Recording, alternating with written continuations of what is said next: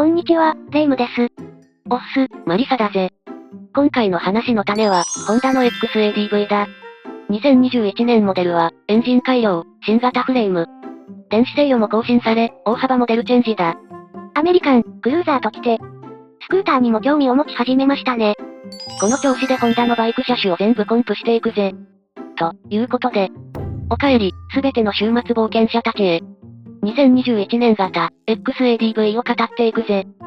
では、ゆっくりしていってね。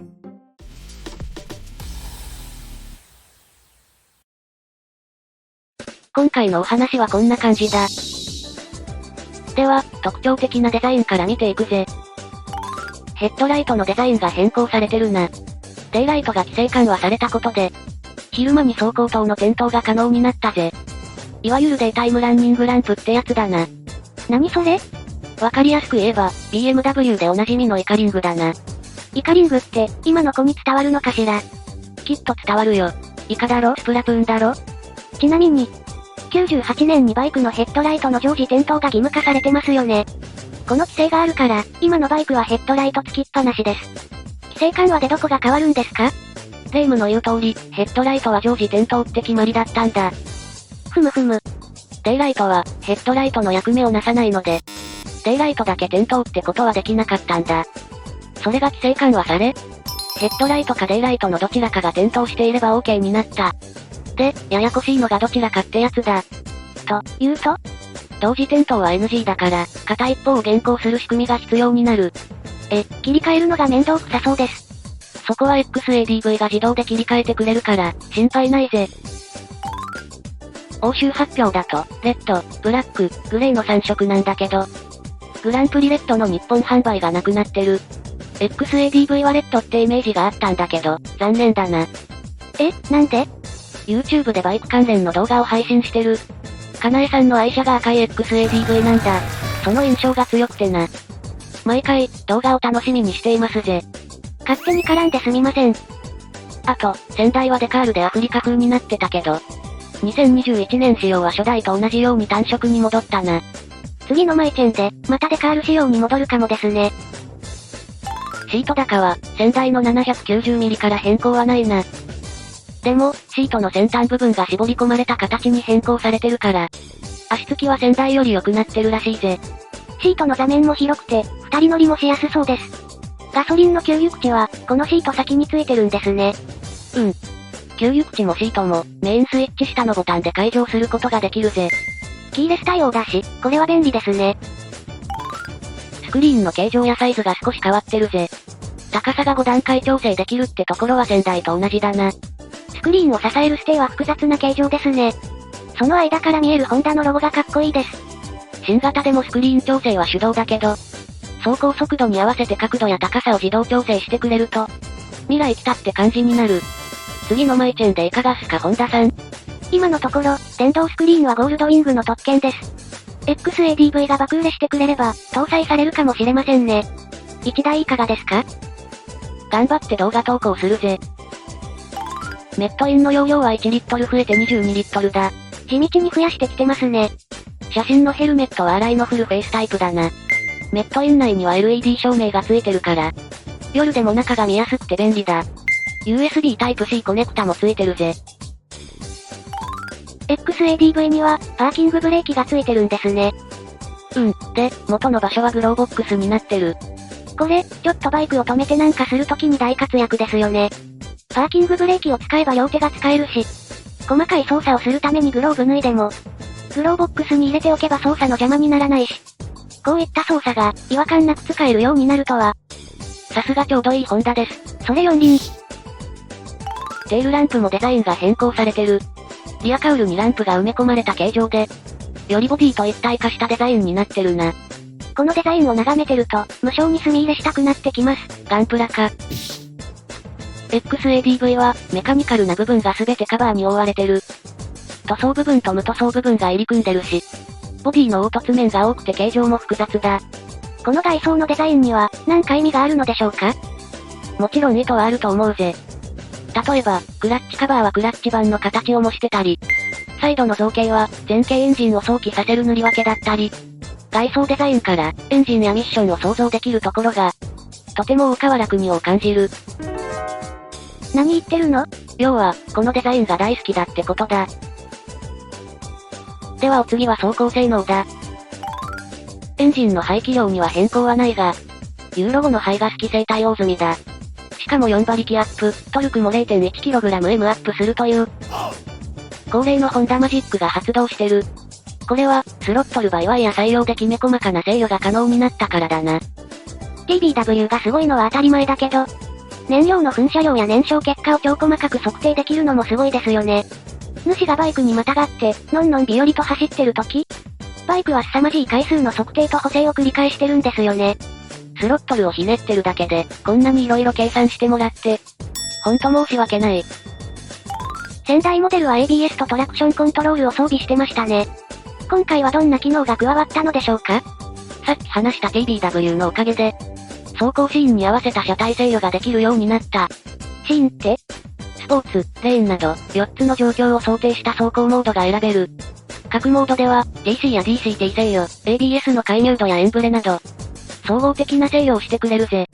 先代にあった G スイッチ機能はなくなり、グラベル走行用モードとして追加されている。ラリーモードって名前でも良かったですね。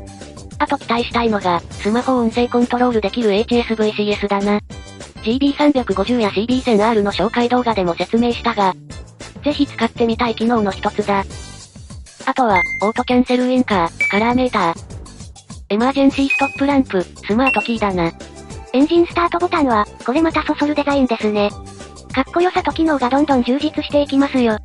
しかし、残念なのは、なんかあるんですね。相変わらず、クルーズコントロールがつかないことだ。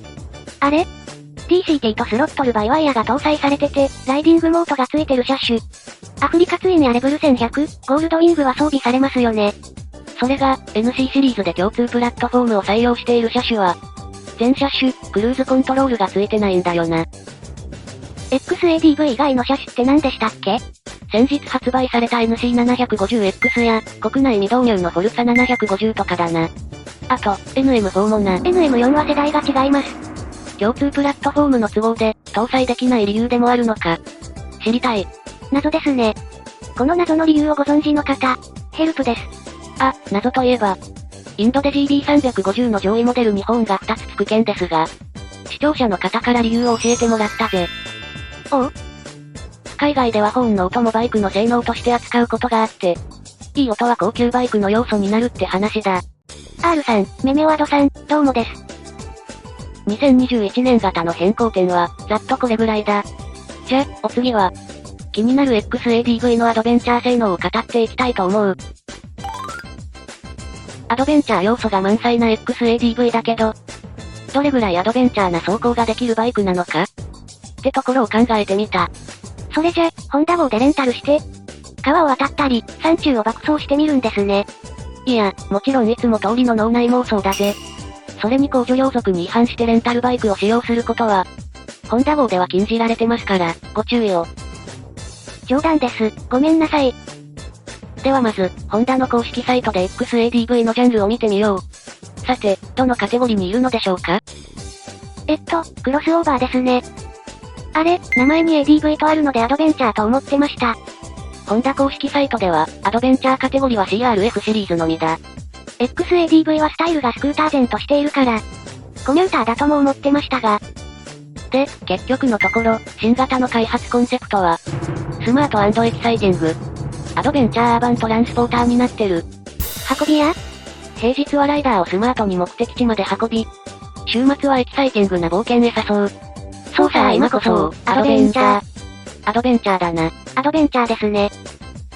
でも、見た目はスクーターですよね。じゃ、スクーターの良い点は？メットインやフックがあって、荷物入れが多い。ふむふむ。座って乗れて、またがなくていいから、パパッと乗れる。ふむふむ。オートマだから、操作に気を使わなくていい。ふむふむ。メットインの空間を取るため、エンジンを後方へ移動させたり、オートマにするためにプーリーと V ベルト機構を採用したり、この構成は、スクーターの定番となる車体構成だな。要は、気軽に乗れるってことですね。それじゃスクーターの見た目を持つ XADV は、スクーター的仕様のバイクなんですか？それが、違うんだな。XADV がコミューターでなくクロスオーバーたる秘密がここにあるんだぜ。それは、ホンダが誇る NC シリーズのプラットフォームを採用してることだ。それ、クルーズコントロールがないとかいうところで聞きましたよ。ぐぬぬ、確かに話したが、プラットフォームの仕様とアドベンチャーの関係は話してないから。じゃ、話してもらいましょうか。その関係とやらを。NC プラットフォームは、そんな秘密があったなんてかなえちゃんもびっくり。ご協力ありがとうございました。で、詳しい話ははしょるけど。はしょるのかーい？このプラットフォームの企画意図には、ライディングの楽しさと利便性を提供するとあって、運転が楽しめる車体構成になっていると思うんだ。そのわけは、車体構成はスクーターでなくロードバイクとしながら、さっき話したスクーターの良いところを、このプラットフォームでは全部再現できるのだ。ということは、気軽な移動も楽しめて、運転の楽しみも味わえるというバイクの楽しみを一挙両得できるってことですね。そうだ。スクーターに見せかけてるけど、中身はスクーターではない。これが XADV がクロスオーバーカテゴリーとなる秘密だ。タイプ R なのに4ドアセダンでファミリーカーに見せかけ、保険屋さんを納得させたインテグラ DD8。それ四輪。戦闘機に見せかけたドラゴンと少女の触れ合いを描く自衛隊アニメ。ヒソネとマソタンのマソタン。それジェット戦闘機。満足した？見知らぬ場所を走りを楽しむことをアドベンチャーと定義するなら、XADV はその機能を十分に持ったバイクだと思うぜ。最後に一つ質問。はい、レイムさん。XADV のマフラーって、なぜあんなにかち上げなんですか？かっこいいからだろ。川を渡るときに、マフラーに水が入りにくいように、じゃないの？さてはレイム、XADV で川に突っ込む企画の前振りだな。それはヤングマシンさんにお任せします。じゃ、今回のお話はここまでだ。お次はエンディングです。